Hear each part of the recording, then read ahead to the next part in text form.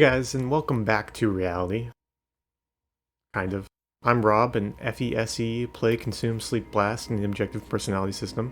Today we're going to be looking at the sensory versus intuition coin in objective personality. What is it, and why is it so hard to understand? Let's check it out.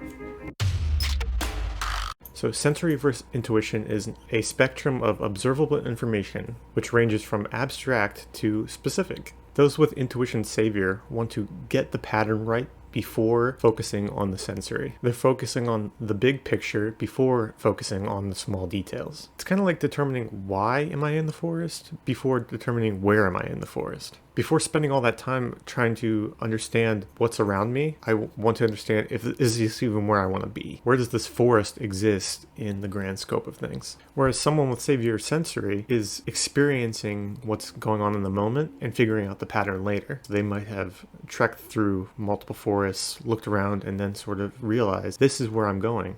This is the path that I'm on. This is what has been consistent over time. By paying attention to those details, they're able to abstract a pattern from that. They're building significance with the what first. Like I bring up this idea of the forest, but does the forest really exist? Obviously we know that forests exist, but say it's not a forest and it's some concept. They're determining that forests matter because they exist, but are forests relevant to me? Is it something I actually have personal experience with? Not really. For myself personally, I don't go in forests very often, so I don't know a ton about them.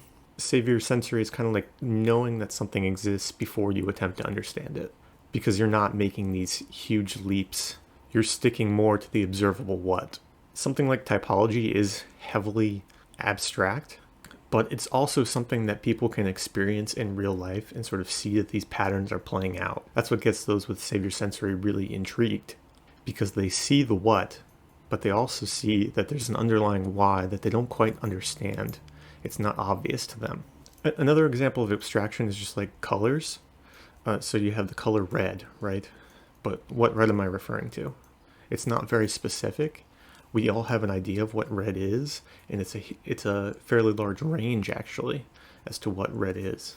You can get really specific with something like hexadecimal. Hexadecimal can be transferred between people to get a precise red, but then that information is not very handy, because if I just tell you hexadecimal, you might not have that specific information and know exactly what that means. You have to punch it into a computer to understand it.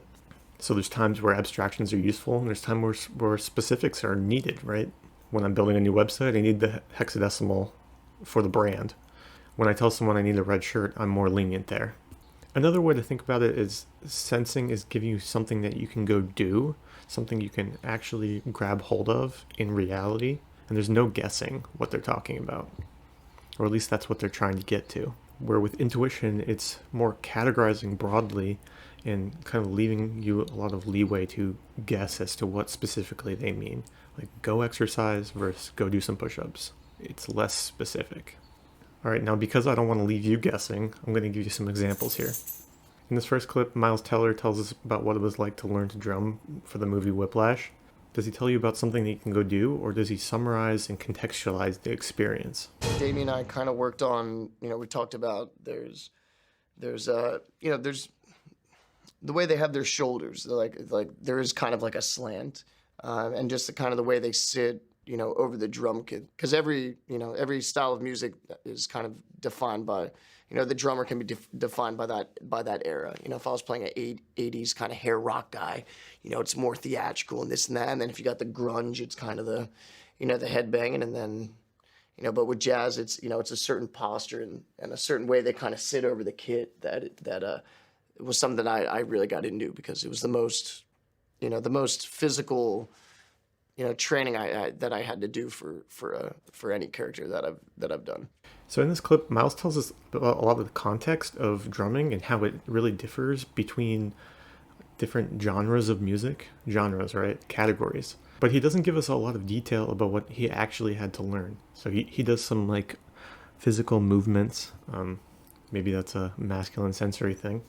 He only gives us enough detail to separate out the genres and say that they're all like different in their own specific ways, but he doesn't really give us those specifics. At the end of the clip, it kind of leaves me wondering, what did he actually have to do? Why was it so physical? it's giving me all these questions, right? Because I feel like he didn't provide those gaps.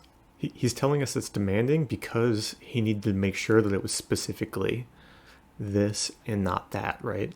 The struggle for him is basically getting it accurate, getting it to be the specific thing. But what the specific thing is, he doesn't really tell us very much.